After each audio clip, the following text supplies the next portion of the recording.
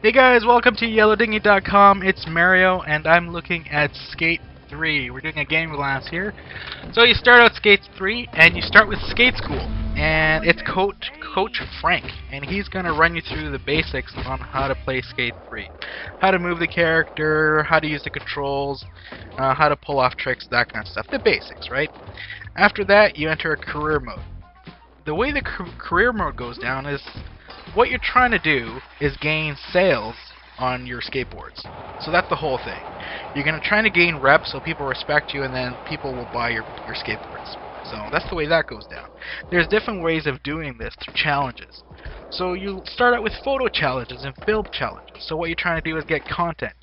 Pull off tricks and get good film and good photo shots so you build more skateboard sales. Another way of building up sales, or your rep, your street cred, is through domination challenges. Through domination challenges, what you're going to do is you're going to be put in an area with another boarder, and they're going to give you a certain amount of time. And in that time, you have to do tricks on certain objects. Once the time has expired, whoever's pulled off the most tricks wins. Another sort of favorite is the Hall of Meat. And the Hall of Meat, the way that goes, is you're going to skate off a ramp on a high-rise and bail off your skateboard and try to break as many bones in your body on the landing. So there's different type of landings you can do. This is something that they had in the previous skate game, and people liked it, so they're into it. Another option is Death Race. In Death Race, what you're going to do is go up against other skaters. And it's a race. What you're trying to do is get to the finish line first.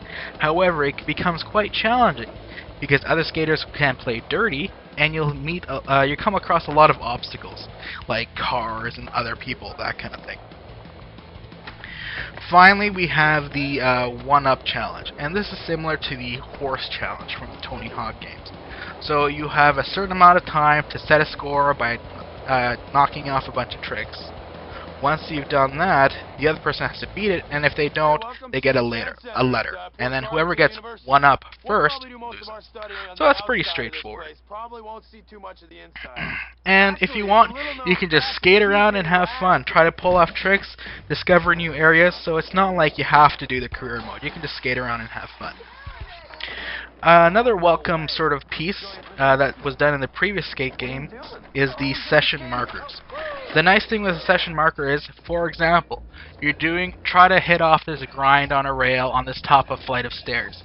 You do it, and then you want to try it again. So instead of getting your character off his board and climbing all up to the stairs again to try the trick again, you can reset to the top of the stairs. That's pretty nice.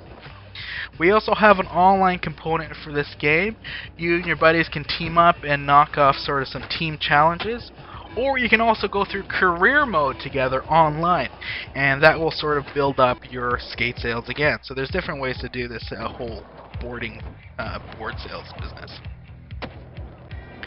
Another thing in Skate 3 is the skate park editor. You can create your own custom skate park, post it online, and if other people get it or download them, guess what? Your board sales go up. Another cool thing is you can download other people's skate parks, and some of them are pretty involved, so it's kind of a neat thing to check out. You'll be quite impressed with what you see. The controls of the game. The controls of the game initially were kind of hard to get into because to pull off the jump, it was actually the right trigger button.